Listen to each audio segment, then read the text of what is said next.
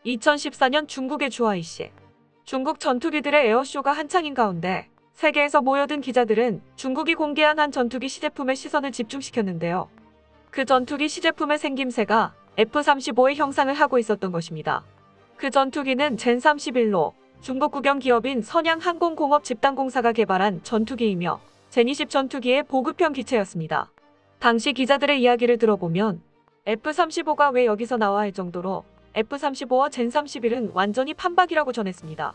동체 형태와 주날개, 수직 꼬리날개의 모양과 각도가 거의 완전히 일치하였고 다른 점이 있다면 F-35는 단발 엔진이고 젠31은 쌍발 엔진이라는 점입니다. 이는 중국이 미국의 핵심 기술을 해킹했다는 증거가 되어 미 정부 관계자와 많은 군사 전문가들을 경악시켰는데요. 이렇게 많은 이목이 집중됐던 젠31이 중국의 신형 항공모함의 함재기로 사용된다는 전망이 나와 다시 한번 세간의 화제가 되었습니다. 최근 상하이에 위치한 조선소에서는 004명 항공모함을 건조하고 있는데 중국 최초 배수량 8만 톤급이며 특히 놀라운 점은 사출기를 탑재한 캐토바 26 방식을 채택한 항모로 만들어진다는 것입니다. 사출기를 사용하는 캐토바 26 방식은 중국의 젠31을 함재기로 사용하는데 큰 도움을 줬다고 전하고 있는데요. 근래 중국 우한에 위치한 중국 선박 중공업 집단 산하 제701연구소에서 항모 운용을 위한 데이터를 확보하기 위해 해군연구소가 가지고 있는 부지에 실제 항공모함 정도 크기와 모양의 콘크리트 건물을 건축해놓고 운용하고 있습니다. 이곳에서 젠31과 함상, 이착륙 훈련을 진행하고 있다는 첩보가 들어오고 있어 젠31 함재기 운용 가능성에 힘을 보탰습니다. 사실 젠31의 함재기 운용설은 개발을 하고 있을 때부터 거론되어 왔는데요. 젠31뿐만 아니라 젠20도 함재기로 운용하겠다는 중국 정부의 발표가 있었습니다. 하지만 그 꿈과 현실의 갭은 너무도 멀었습니다. 젠20의 가장 문제는 무거운 기체 중량이었습니다. 젠20은 크기는 현재 쓰이고 있는 젠15와 비슷하지만 기체 무게가 20톤에 달해 젠15보다 약 3톤 정도 더 무거운 것이 항상 지적됐고 뜨고 내릴 때 항공모함 갑판과 선체에 엄청난 무리를 줄 것이라는 의견이 계속 거론되어 왔는데요. 이렇게 중국 5세대 스텔스 전투기의 함재기화는 실패로 끝나는가 싶더니 젠20 전투기의 보급형이면서 수출을 목적으로 개발한 젠31이 중국 항모용 함재기로 다시 급부상한 것입니다. 중국이 젠31을 급하게 등판시킨 이유는 간단했습니다. 004명 항모는 당장 내년에 진수해 2025년 취역이 예정되어 있는데 이 항모에 얹을 마땅한 함재기가 없기 때문입니다. 젠15 개량형이 준비 중이기는 하지만 젠15는 어디까지나 1970년대 기술로 개발된 수호이 33의 발전형으로 F-35B나 F-35C와 같은 스텔스 전투기와 대적하기에는 무리가 있습니다. 그렇다고 젠20을 항모용으로 개조하자니 너무 무겁고 엔진 추력도 부족한 젠20을 쓸만한 항모용 전투기로 다듬는데 얼마나 많은 시간과 비용이 들어갈지 알 수 없는 상황에서 해답은 이미 어느 정도 완성된 젠31 외에는 없었던 것입니다.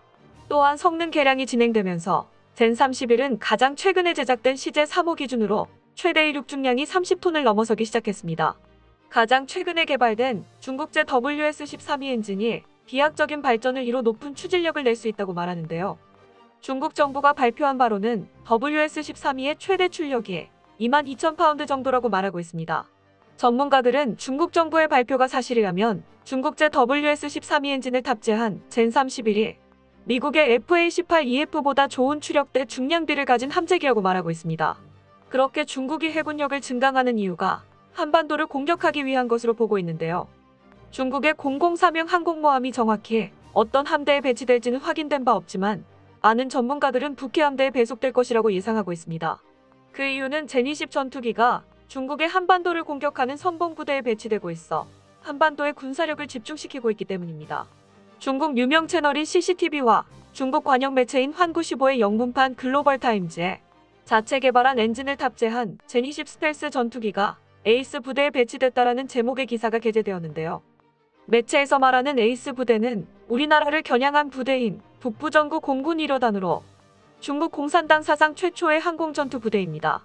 이렇게 젠20 전투기의 공식 배치가 확인된 것은 이번이 두 번째입니다. 앞서 젠20은 지난 2019년 7월 동부전구의 공군부대인 왕하이 대대에 최초로 배치되는데요. 젠20은 중국의 5세대 중장거리 전투기로 미국의 스텔스기 F-22, F-35에 맞서는 중국 공군의 차세대 핵심 전력입니다. 과거 젠20의 동부전구 배치에 대해 전문가들은 최근 대만과 미국의 군사협력 강화 등을 겨냥한 것은 물론 태평양 지역에서 미국과 일본의 군사활동에 맞서기 위한 것이라 전했습니다. 또한 왕하이대대는 중국 공군의 우수 조종사를 대거 거느리고 있는 최정예 부대로 일본과의 분쟁 해역인 센카쿠 열도를 비롯한 동중국해와 대만 해협 등을 담당하기에 많은 제니10 전투기가 동부 전구에 집중될 것이라고 예상했었죠. 그런데 많은 전문가의 예상을 뒤엎고 생각보다 많은 제니10이 북부 전구에 배치된 것입니다. 글로벌 타임즈에 따르면 중국 인민해방군 공군 대변인은 이 비행대대의 전시는 항미 원조와 국토 방공작전에서 92대의 적기를 격추한 선봉 영웅 비행부대라고 전했다고 하는데요. 중국 인민해방군 공군 전문가인 왕밍즈는 영웅의 군대는 반드시 선봉에 서야 하기 때문에 최고의 항공기가 전달돼야 한다고 말했습니다. 이 말은 모체가 한국전쟁 당시 이름을 날렸던 부대인 만큼 유사시 제니10 전투기로 한반도를 공격하겠다는 것으로 예측할 수 있습니다. 또한 몇몇 전문가들은 미중 간의 대만 해협에서 미군의 압박을 타개하기 위해 한반도를 겨냥하는 전략으로 전환했다고 예상했습니다. 중국이 한반도 전략을 수정하며 군사적인 움직임에 우리나라도 대응 태세를 보이고 있습니다. 최근 우리 군은 올해 말부터 동해에서 항공기 대응과 미사일 방어를 위한 대공 요격 미사일과 군사시설 및 원점 타격을 위한 탄도미사일 시험 발사를 할 것이라고 밝혔습니다. 그동안 국방과학연구소는 충남 태안군에 위치한 안흥시험장에서 미사일 시험 발사를 해왔지만 미사일을 시험할 수 있는 시험선을 도입할 예정이어서 동해상에서도 시험 발사가 가능해졌다고 말했는데요. 또한 ADD는 미사일 시험 발사를 위해 1,500억 원을 들여 동해시험장을 완공했는데요. 미사일 요격을 위한 추적소는 강원도 평창군의 황병산과 울릉도에 각각 세웠고 삼척시의 각종 시험 데이터 등을 분석하는 연구센터도 건립했습니다. 여기에 60억 원을 투입해 실사격 분석 장비를 도입하는 등 내년에 시험선까지 도입될 경우 동해상에서 요격 미사일도 발사할 수 있습니다. 시험선은 이지스함의 가상 항로를 따라 운행을 하면서 유사시 시험 발사를 할 수 있도록 설계됐습니다. 훈련 공역은 울릉도 북쪽으로 50km, 동해안에서는 동쪽으로 200km 내의 영역을 정해 놓았습니다. 일각에서는 현재 ADD가 개발하고 있는 현무사 시리즈 미사일 중에 함대지 탄도미사일 현무4일, 잠수함 발사 탄도미사일 현무4사 등도 동해상에서 발사 시험을 할 수 있다고 말하고 있는데요. ADD는 그동안 미사일 발사를 안흥시험장에서 고각으로 시험 발사했지만 사거리가 400km를 넘을 수 없어 장거리 미사일 발사에 한계가 없었습니다. 하지만 동해안에서 발사할 경우 이어도까지 800km가 넘어 시험 발사가 충분할 것으로 보입니다. 또한 태안군이 인접한 서해에는 조업 중인 어선들이 많고 시험 중인 미사일 동체가 바닷속에 빠지면 수심이 낮아 적성국 함정이 쉽게 건져 올려 그 미사일 기술을 취득하기 쉽기 때문에 적합하지 않았는데요. 반면 동해는 수심이 깊고 넓어 시험 무대로 최적의 조건을 제공합니다. 이제는 적 항공기 공격에 대한 대비책으로 대공 미사일인 SM-2 발사도 가능할 것으로 보고 있는데요. 이 시설들이 갖춰지면 동해안 함정에서 발사하는 SM-2의 구성품 작동 상태는 물론 SM-2의 비행 궤적, 표적 명중 여부까지 모두 평가할 수 있게 됐습니다. 그동안 해군은 국내에서 발사할 수 없어 해외에서만 간혹 발사 훈련을 해왔는데 국내에서도 가능하게 돼 긍정적인 여론이 모아지고 있습니다.